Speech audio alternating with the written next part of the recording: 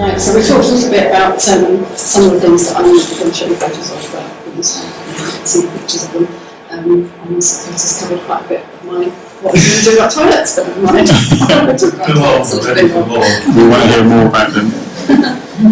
So yeah, I mean the original, I went out in 2018 to visit, and the original 10 classrooms were in quite a bad state, and they were horrendously overcrowded. There was 60, 70, 80 children per class on a regular basis. So yeah, the work began in October 2019 for the new classrooms, and it was completed by February 2020. But unfortunately, when they were finished, a beautiful picture down at the bottom of the completed new classrooms. But the schools were closed, so there were no children to go in, which was very sad. But you can see the difference.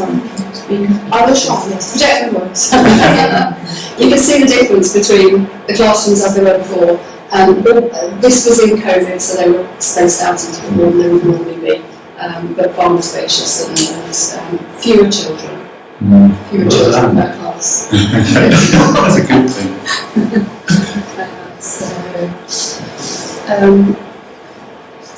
Yeah, so I can't see this. Early 2021, we collaborated with an organisation in the UK to provide some of the neediest children at Tienga Primary School with reusable sanitation packs, instead of underwear and things like that. Many of the children are from very poor families, they can't afford the products that they need every month. So quite often they just miss school for a few days, week, whatever it is, because they're too embarrassed, they don't have the facilities that they need for hygiene, and it really restricts their education and progress to continue to have that time off. So I get very excited about this because I just think it's fantastic for girls to be able to do what the guys can do, and this is such a key thing. They also give them some very important education, family planning, and female hygiene, which is much needed. So many girls drop out from school early because of unintended pregnancies, and they get behind for the reasons that we've just said. So this is really exciting. So the old classrooms have been mentioned a few times. These are some of the photos that which just show the state of them. I mean, the floors are covered in potholes. I don't know whether you can see in that photo, but there are holes in the roof on that metal roof, and the roof coming through. So they were in dire need of refurbishment. And after the 4 new classrooms had been completed, we just really wanted, and even before we built those, we wanted to bring the old classrooms up to standard, so that it wasn't kind of old and slightly new. But they had some really good condition across the board. So these are the beautifully renovated old classrooms. So the roofs were completely removed. The walls were raised by I think about a foot or so to provide extra ventilation and make them cooler because it got very hot under metal roofs in the hot sun.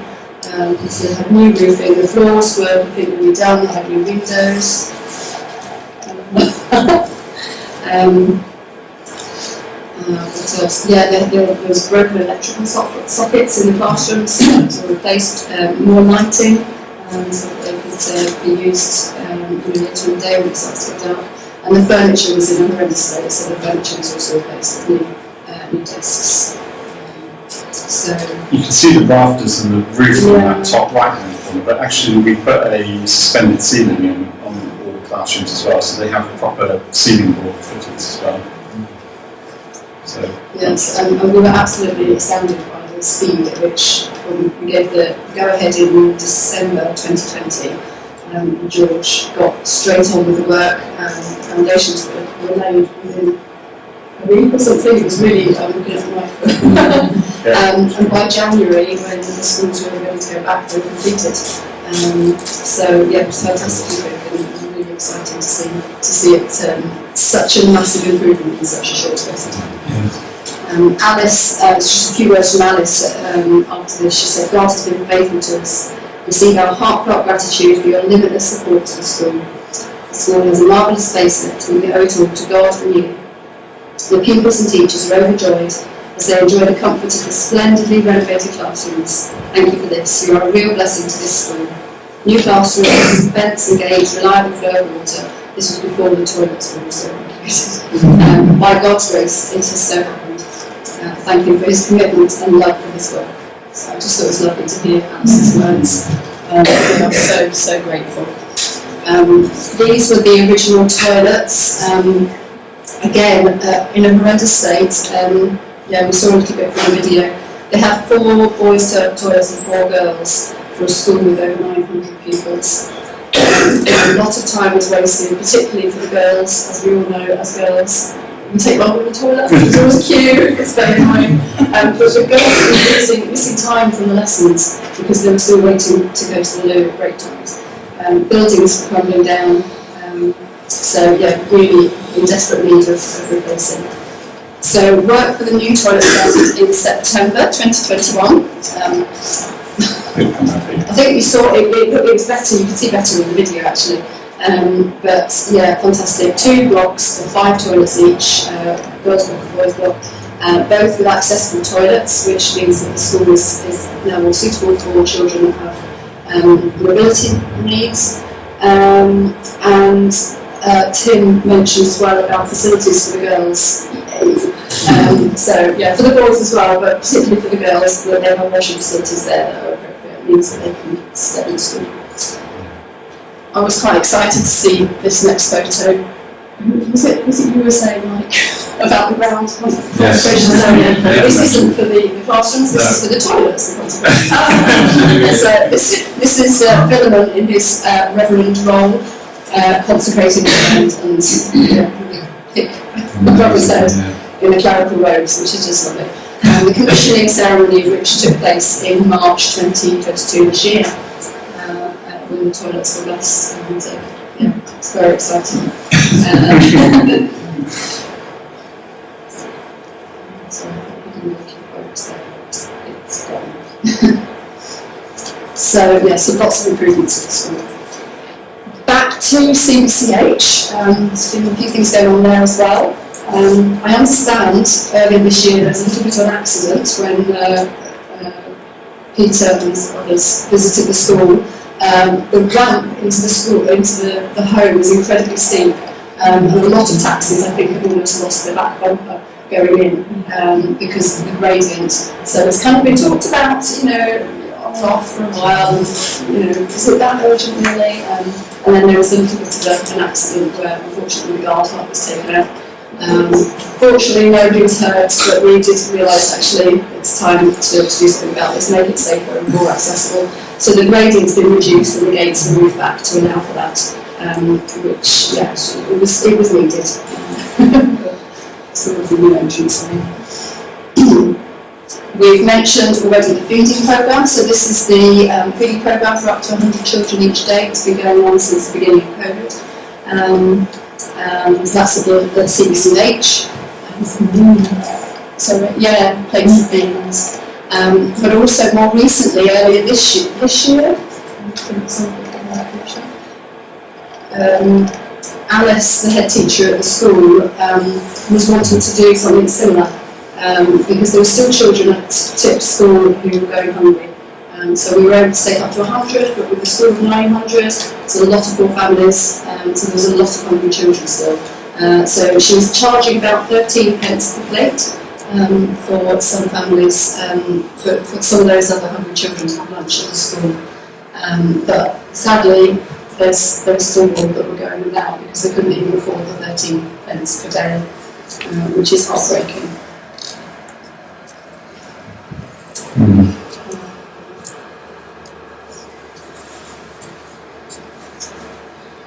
And we talked a little bit, Mike's talked a little bit about the buildings at CBCH, and we're kind of contemplating how best that they could be utilised. It's an amazing facility, but we don't really know where God's taking us in the future and what the best use of those is.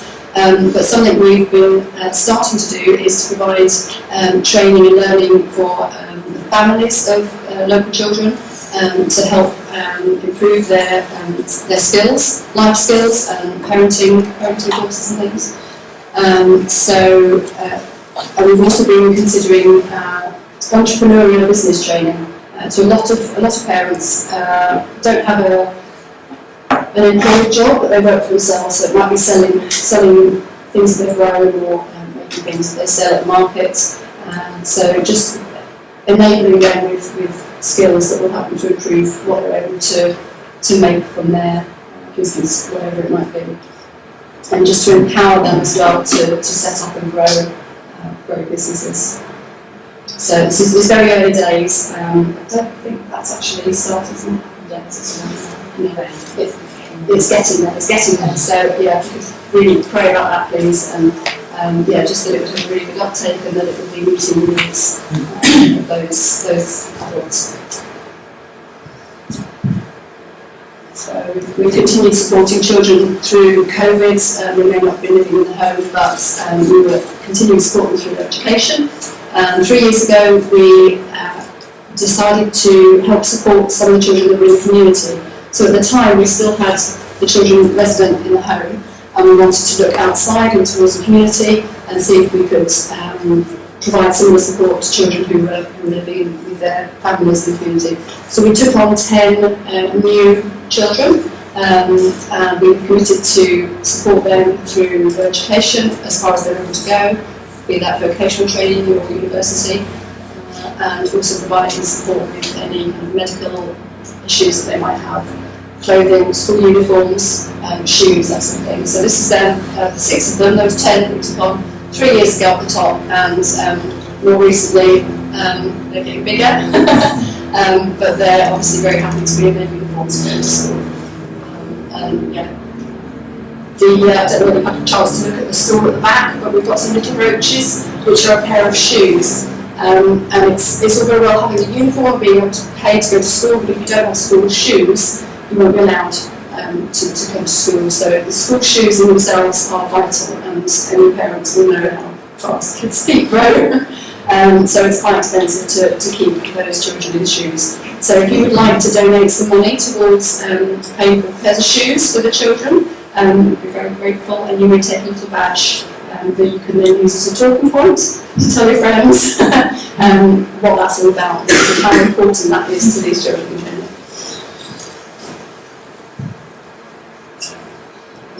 I think we've seen these photos. So these are the guys, this is the 10 children that were in the private school, and obviously we're still supporting lots of children through secondary as well.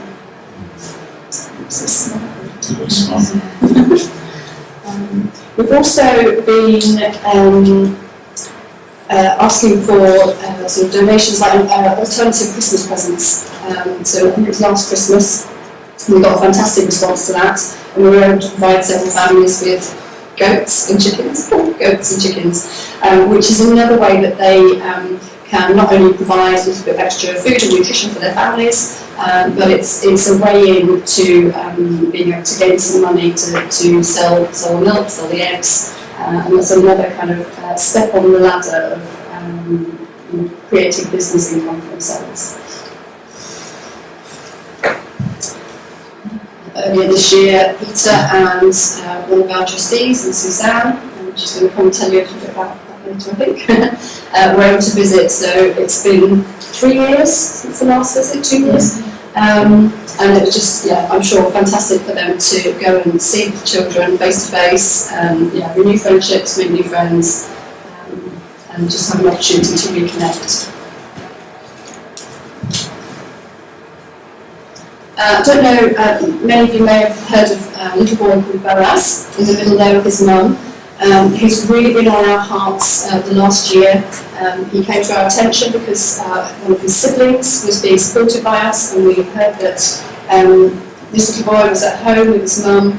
When he was 2 years old, he had meningitis, and it left him with severe physical handicaps, and he was unable to walk, to sit up, to feed himself, to do anything really, he can't speak, and it was just heart-wrenching to hear about him just being sort of stuck at home on his own while his mum had to go out to work to try and get some money to feed him and his siblings. So we put out an appeal for sponsors, several sponsors actually, to help Boaz because they have no real facilities for him at home. But we had such an amazing response. Just within a few months, we were able to purchase a fitted wheelchair for him and a special bed and leg supports and things so that he can start to move around a bit. And we've also had enough money to pay for physiotherapy for him. So I think he goes into hospital for physiotherapy on a regular basis, and he's able to do exercises and things at home. And his mobility has improved, so he's started to be able to have more flexibility in his joints, and he can sit more comfortably for longer periods of time. And yeah, I mean, he just looks absolutely delighted in his next picture. So yeah, and it's just massively improved his quality of life, and it's so wonderful to see him. And he's also been able to have some respite care at CBCH, which gives his mum a break from caring 24/7. So I think we're going to have him keep it for us.